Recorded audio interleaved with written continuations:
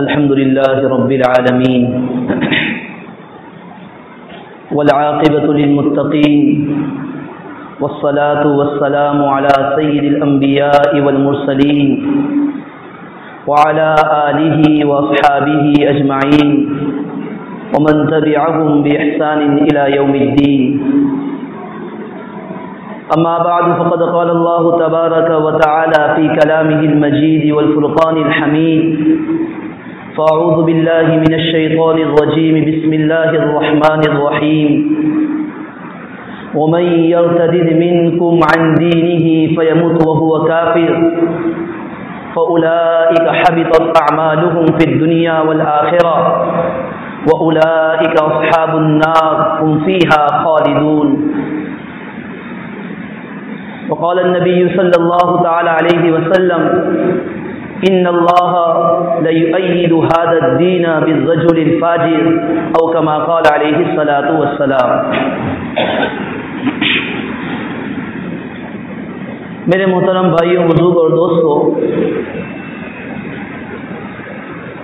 اللہ جل جلالہ وعم نوالہ نے ہم سب کو بہت ساری نعمتیں عطا فرمائی ہیں. اتنی نعمتیں عطا فرمائی ہے کہ بندہ انسان ان نعمتوں کو شمار کرنا چاہے، گننا چاہے تو گن نہیں سکتا ہے. اسی لیے اللہ تبارک و تعالیٰ کو قرآن میں کہنا پڑا: وَإِن تَعُدُّوا نِعْمَةَ اللَّهِ لَا تُحْصُوهَا، کہ اگر اللہ تعالیٰ کی نعمتوں کو تم گننا چاہو، شمار کرنا چاہو تو گن نہیں سکتے، شمار نہیں کر سکتے. ان تمام نعمتوں میں سب سے قیمتی نعمت جو اللہ تعالیٰ نے ہم سب کو عطا فرمائی ہے وہ ایمان کی نعمت ہے. دنیا کے اندر ایک آدمی ایسا ہے جس کے پاس دنیاوی اعتبار سے سب نعمتیں موجود ہیں. رہنے کے لیے گھر بھی موجود ہے، سواری بھی موجود ہے، پہننے کے کپڑے بھی موجود ہے، خادم بھی موجود ہے، ہر طرح کی نعمتیں اسے عطا فرمائی گئی. عیش و آرام کی زندگی گزار رہا ہے، لیکن اس کے پاس ایمان کی نعمت نہیں ہے. تو اسے پتا چلے گا جب دنیا سے چلا جائے گا، آنکھ بند ہو جائے گی، اس کے بعد پتا چلے گا کہ میرے پاس ایمان کی نعمت نہیں، جس کا کیا نقصان ہوا. اور ایک آدمی ایسا ہے جس کے پاس دنیاوی کوئی نعمت اس کے پاس موجود نہیں، ایک جھونپڑی میں زندگی گزار رہا ہے، کوئی خادم بھی نہیں ہے، مال و اسباب کے اعتبار سے بالکل کمزور ہے، بیماری چاروں طرف سے اسے گھیرے ہوئے ہے، دنیا میں اس کا کوئی ویلیو بھی نہیں ہے، لیکن ایمان کی نعمت اس کے پاس موجود ہے. جب آنکھ بند ہوگی اس وقت پتہ چلے گا اللہ تبارک و تعالیٰ کی طرف سے ایسی نعمتیں عطا فرمائی جائے گی، ایسی جنت کی سیر کرائی جائے گی جو کبھی کسی انسان نے دیکھا بھی نہیں، کسی کے دل پر اس کا وہم و خیال بھی گزرا نہیں، کسی کے کان نے ایسی چیزوں کو سنا بھی نہیں. اللہ تعالیٰ ایسی جنت عطا فرمائے. جب اللہ تعالیٰ نے ایمان عطا فرمایا،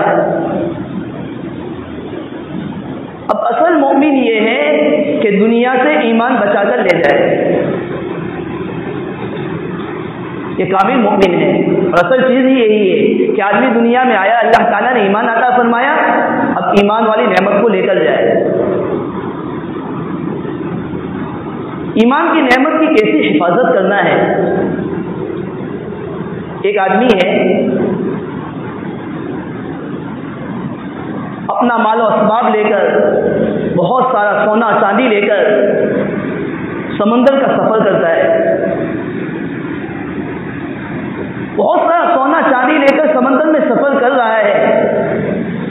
ہر وقت اسے ڈر لگا رہتا ہے، کبھی یہ ڈر لگا رہتا ہے کہ یہ جس جہاز سے جا رہا ہوں جس کشتی سے سفر کر رہا ہوں، کبھی پانی کا طوفان بھی آ سکتا ہے، پانی کا طوفان آ گیا، ہوا تیز ہو گئی، کشتی غرق ہو گئی، کہیں ایسا نہ ہو میں بھی ڈوب جاؤں اور میرا سارا ساز و سامان ڈوب جائے۔ کبھی سفر کرتا ہے تو یہ بھی ڈر لگا رہتا ہے کہ کوئی ڈاکو مجھ پر حملہ کر دے، میرے ساز و سامان پر حملہ کر دے اور میرا سارا ساز و سامان سونا چاندی سب لوٹ کر چلا جائے۔ تو یہ آدمی جب سفر کرتا ہے تو دو طرح کا ڈر لگا ہوا ہے۔ ایک ڈر تو یہ ہے کہ کہیں پانی کا طوفان نہ آ جائے اور میں ڈوب جاؤں، دوسرا ڈر یہ ہے کہ کہیں ڈاکو کوئی حملہ نہ کر دے اور میرا ساز و سامان اور میرا سونا اور چاندی سب لوٹ کر چلا جائے۔ جس طرح یہ مال و اسباب کو لے کر سفر کرنے والے کا آدمی کا حال ہوتا ہے، جو سونا چاندی لے کر سفر کرنے والے کا حال ہوتا ہے، ایک ایک قدم اٹھاتا ہے، سوچ سوچ کر اٹھاتا ہے کہ کہیں کوئی ایسی حرکت نہ ہو جائے جس کی وجہ سے میں تباہ ہو جاؤں، میں برباد ہو جاؤں، میرا سارا ساز و سامان برباد ہو جائے۔ بس ایک مومن کا حال بھی ایسا ہی ہونا چاہیے۔ مومن زندگی اس طرح گزارتا ہے، ایک ایک قدم اس طرح اٹھاتا ہے، ایک ایک عمل اس طرح کرتا ہے، اپنی زبان کو اس طرح چلاتا ہے، اپنی زبان کی اس طرح حفاظت کرتا ہے، ہر وقت یہ ڈر لگا رہتا ہے کہیں میری زبان سے کوئی لفظ ایسا نہ نکل جائے، میرے عمل سے کوئی، میرے اعضاء سے کوئی ایسا عمل کا ارتکاب نہ ہو جائے، میری زندگی تباہ ہو جائے۔ زندگی میں تو ایمان والی فہرست میں میرا نام ہو، لیکن آخری وقت میں پتہ چل جائے، موت کے بعد پتہ چل جائے کہ یہ تو صرف زبانی مسلمان تھا، ایمان والے بندوں میں شامل نہیں تھا۔ ایمان کی بھی اسی طرح حفاظت کرنا ہے۔ قرآن کریم میں اللہ تعالیٰ نے فرمایا وَمَن يَرْتَدِدْ مِنْكُمْ عَنْ دِينِهِ فَيَمُتْ وَهُوَ كَافِرٌ فَأُولَٰئِكَ حَبِطَتْ أَعْمَالُهُمْ فِي الدُّنْيَا وَالْآخِرَةِ وَأُولَٰئِكَ أَصْحَابُ النَّارِ هُمْ فِيهَا خَالِدُونَ۔ جو شخص تم میں سے مرتد ہو گیا، اسلام سے پھر گیا،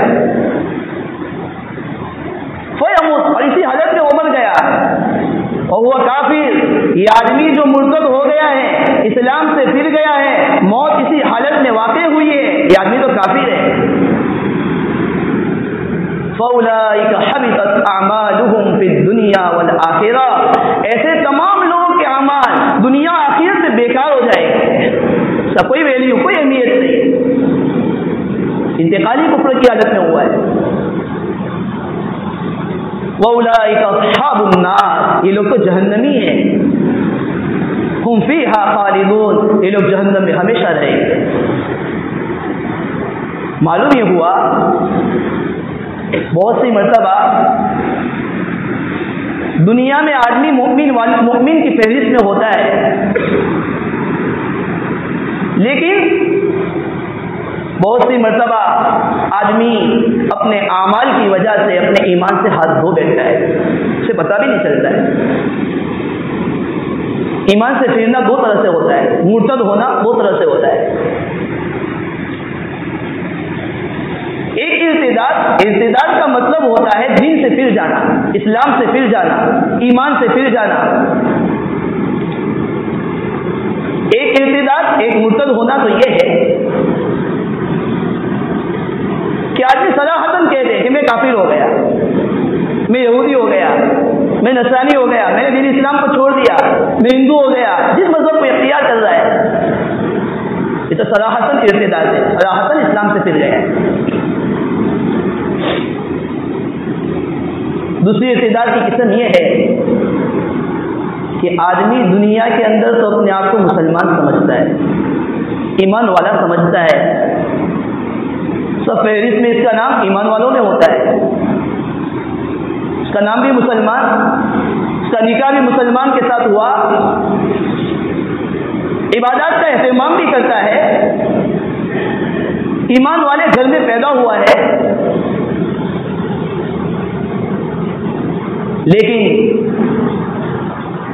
قرآن و حدیث سے جو چیز ثابت ہے ان میں سے کسی چیز کا صراحتاً زبان سے انکار کر دیتا ہے اور آدمی کافر ہو جاتا ہے، اس کو پتہ بھی نہیں چلتا ہے۔ نمازوں کا اہتمام کر رہا ہے، پہلی صف میں نماز پڑھ رہا ہے، غصہ آیا، غصے کی حالت میں کہہ دیا نماز فرض نہیں ہے، زکات فرض نہیں ہے، زکات ادا نہیں کروں گا۔ یہ حج کیا ہوتا ہے؟ حج نہیں کروں گا۔ حج کیسا فرض کر دیا گیا ہے؟ روزہ کیسا فرض کیا گیا ہے؟ غصے میں بول دیا، مال کی محبت میں بول دیا، مال کی اکڑ میں بول دیا، مال کے گمن میں بول دیا۔ اپنے آپ کو تو مسلمان سمجھتا ہے، سب عبداللہ کہہ کر پکار رہے، سب محمد کہہ کر پکار رہے، اس کا نکاح مسلمان کے ساتھ ہو رہا ہے۔ فقہا سے معلوم کیجئے کہ ایسے آدمی کا نکاح بھی مسلمان کے ساتھ صحیح ہوا کہ نہیں ہوا؟ تو مرتد ہو گئے ہیں۔ اور جو آدمی مرتد ہو جائے، اسلام سے پھر جائے، اس کا حکم میں نے آپ کو بتا دیا۔ بلکہ فقہا نے لکھا ہے جو آدمی مرتد ہو گیا ہے پہلے اس کے شبہات کو دور کیا جائے گا، جو اسے شبہ ہے سب شبہ کو دور کیا جائے گا۔ اسلامی حکومت ہوگی تو ایسے آدمی کا سر قلم کر دیا جائے گا، قید کیا جائے گا، نہ سمجھنے کے بعد سر قلم کر دیا جائے گا۔ اور یہ ارتداد ایسی چیز ہے، آدمی مرتد ہو جاتا ہے، اسلام سے پھر جاتا ہے، اسے پتہ بھی نہیں چلتا ہے۔ بہت ساری باتیں زبان سے ایسا بول دیتا ہے، بہت سارے اعمال ایسے کر دیتا ہے۔ اسی لیے حضرات انبیاء علیہ السلام کے متعلق منقول ہے، انبیاء علیہ السلام کا خاندان، انبیاء علیہ السلام کا حال تو یہ تھا کہ حضرات انبیاء علیہ السلام کبھی کفر کی حالت میں مر نہیں سکتے، کبھی مرتد نہیں ہو سکتے، ان کا تو ایمان پر انتقال ہونا بالکل قرآن و حدیث سے ثابت ہے۔ نبوت اللہ تعالیٰ نے عطا فرمائی، ان سب کے باوجود حضرات انبیاء کرام علیہ السلام کا حال یہ تھا، اپنے خاندان کے لوگوں کو جمع کرتے تھے اور انہیں سب سے زیادہ فکر یہ تھی کہ میرے خاندان کا ایک ایک فرد اسلام کی حالت میں دنیا سے رخصت ہو، ایمان کی حالت میں رخصت ہو۔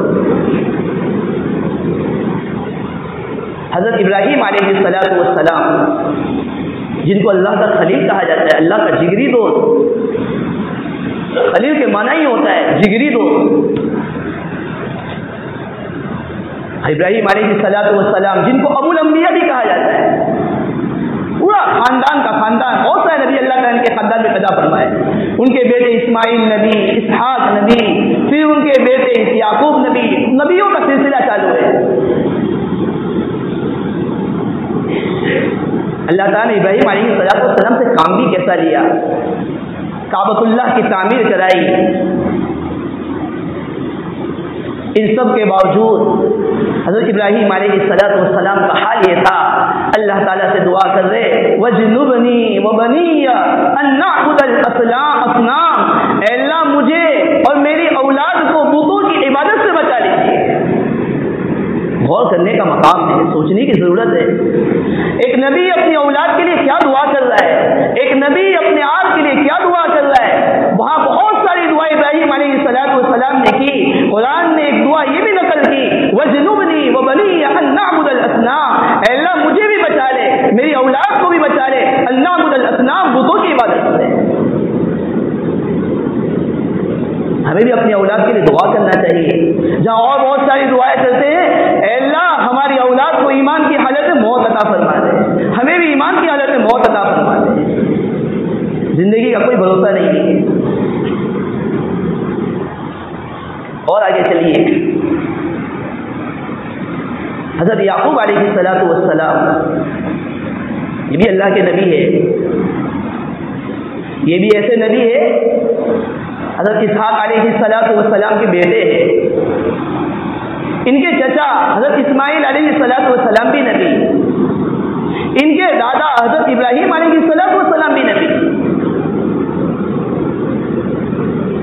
ان سب کے باوجود موت کا وقت قریب آتا ہے، اپنی اولاد کو جمع کرتے ہیں۔ قرآن نے اس کو بھی نقل کیا ام کنتم شہداء اذ حضر یعقوب الموت، یعقوب علیہ السلام کے انتقال کا وقت قریب آتا ہے، اپنی اولاد کو جمع کرتے ہیں۔ اذ قال لبنیہ ما تعبدون من بعدی، اپنی اولاد سے کہہ رہے، سوال کر رہے ما تعبدون من بعدی، میرے بعد تم کس کی عبادت کرو گے، کس کی پرستش کرو گے؟ سوچنے کی ضرورت ہے۔ آج ہم میں سے کسی کا انتقال کا وقت قریب آتا ہے، موت قریب نظر آنے لگتی ہے، آدمی بیمار ہو جاتا ہے، اسے ایسا محسوس ہونے لگتا ہے کہ شاید اس مرض کے اندر، اس بیماری کے اندر میرا انتقال ہو جائے گا۔ ہر ایک اپنے دل میں تھوڑا اپنے گریبان میں جھانک کر دیکھے کہ ہمارے دل میں کیا خیال آتا ہے۔ ہمارے دل میں یہ خیال آتا ہے کہ ابھی بچے کی شادی باقی ہے، بچے کا رشتہ طے نہیں ہوا ہے، بچے کا نکاح باقی ہے، کیا ہوگا؟ میری اولاد کہاں رہے گی؟ میرے کاروبار کا کیا ہوگا؟ اور یعقوب علیہ السلام نبی ہے، یہ ایسا خاندان، ایسا قبیلہ ہے جو خاندان نبیوں والا خاندان ہے۔ جیسے ہمارے ہاں کوئی خاندان ایسا ہو جس کا باپ بھی ولی، جس کا بیٹا بھی ولی، جس کے پردادا بھی ولی، جس کے چچا بھی ولی، تو لوگ کہتے ہیں بھائی یہ تو اہل اللہ کا خاندان ہے، کسی بزرگ کی اس سے نظر پڑ گئی، دیندار گھرانہ ہے۔ یعقوب علیہ السلام کا خاندان بھی ایسا ہی خاندان ہے۔ اپنی اولاد کو جمع کر رہے اور پوچھ رہے ما تعبدون من بعدی، میرے بعد تم کس کی عبادت کرو گے؟ اولاد کی بھی ایسی تربیت کی ہوگی۔ اولاد نے کیا جواب دیا؟ قرآن نے اس کو بھی نقل کیا، قالوا نعبد الہک والہ آبائک ابراہیم واسماعیل واسحاق الہ واحدا ونحن له مسلمون۔ گویا کہنا ہے چلے ابا آپ کو فکر کرنے کی ضرورت نہیں ہے، نعبد الہک والہ آبائک، ہم آپ کے معبود کی یعنی اللہ کی عبادت کریں گے، والہ آبائک، آپ کے آباء و اجداد کو جس معبود کی عبادت کرتے ہوئے ہم نے پایا تھا اسی معبود کی ہم عبادت کریں گے۔ ابراہیم و اسماعیل و اسحاق الہ واحدہ، ابراہیم علیہ السلام، اسحاق علیہ السلام جو عبادت کیا کرتے تھے ایک اللہ کی، ایک معبود کی، ہم اسی کی عبادت کریں گے۔ وَنَحْنُ لَهُ مُسْلِمُونَ، اور ہم اسلام پر جمے ہوئے ہیں، ہم اسلام والے ہیں، اسے اللہ پر ایمان لائے ہوئے ہیں، آپ کو ٹینشن لینے کی ضرورت نہیں ہے۔ اور آگے چلیے، حضرت یوسف علیہ السلام یہ بھی وہ نبی ہے جن کے متعلق قرآن کریم میں اللہ تعالیٰ نے پوری ایک سورت کا نزول فرمایا، پوری ایک سورت نازل فرمائی۔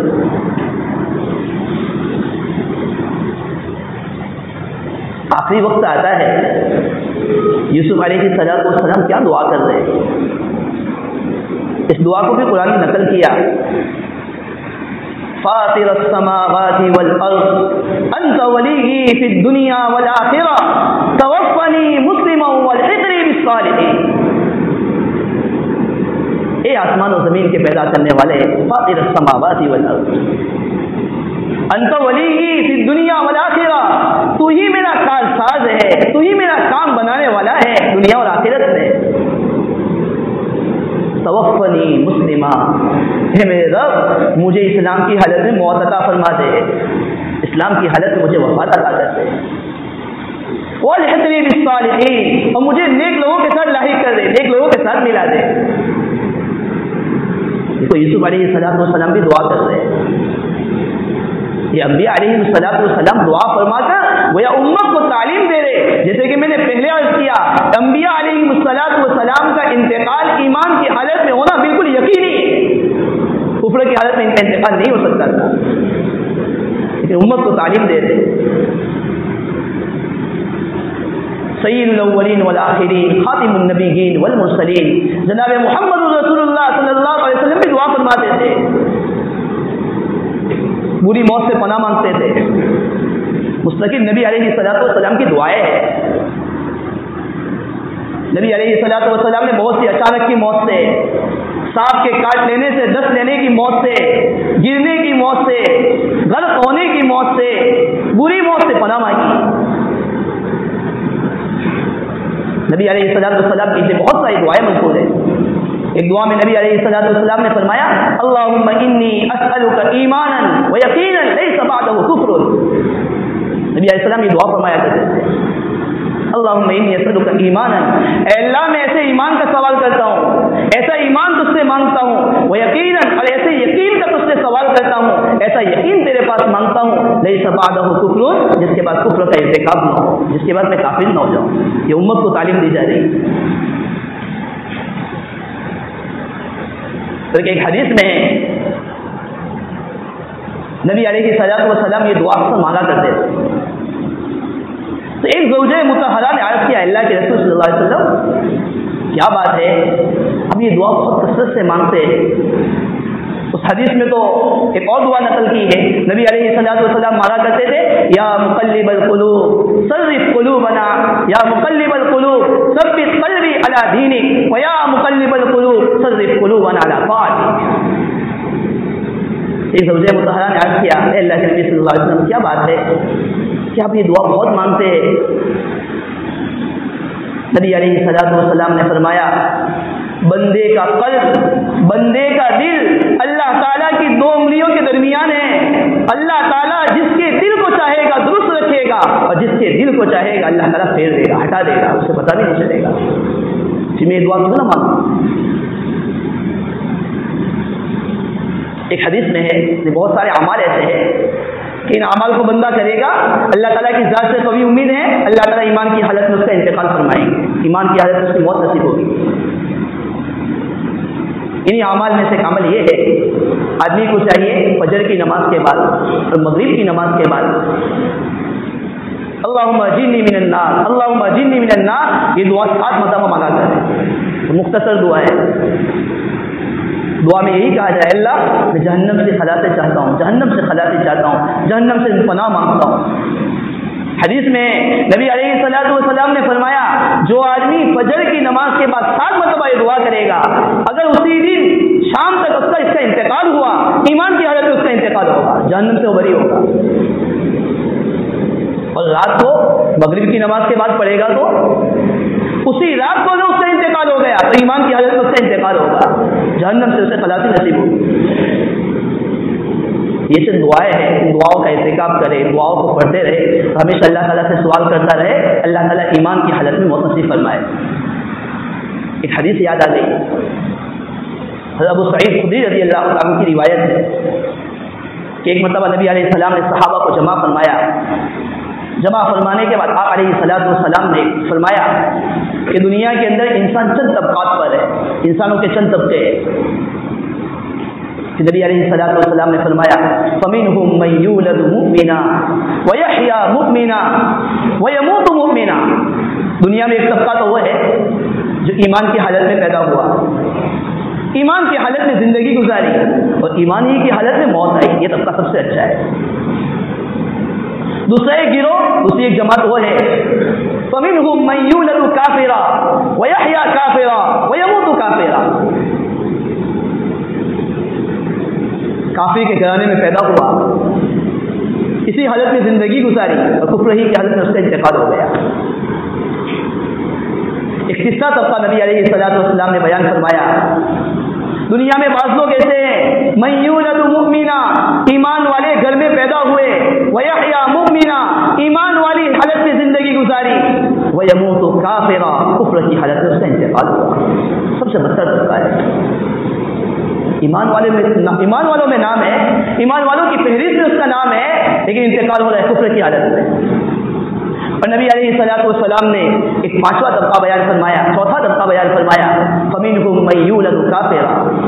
دنیا میں بعض لوگ ایسے ہیں کفر کی حالت میں پیدا ہوئے وَيَحْيَى كَافِرًا کفر ہی کی حالت میں زندگی گزاری وَيَمُوتُ مُؤْمِنًا لیکن ایمان کی حالت میں اس کا انتقال ہوا. زندگی میں کوئی ایسا عمل کر دیا جس کی وجہ سے اللہ تعالیٰ نے ایمان کی حالت میں موت نصیب فرمائی. بس آخر میں یہی بات ہے اللہ تعالیٰ سے ایمان پر استقامت کی دعا فرماتے رہے اللہ تعالیٰ سے دعا کرتے رہے اللہ تعالیٰ ہم سب کو ایمان کی حالت میں موت نصیب فرمائے ایمان کی حالت میں زندگی گزارنے کی توفیق عطا فرمائے. اللہ تعالیٰ نے جو باتیں کہلوائی ہم سب کو اس پر عمل کرنے کی توفیق عطا فرمائے. آمین. وآخر دعوانا الحمدللہ رب العالمین.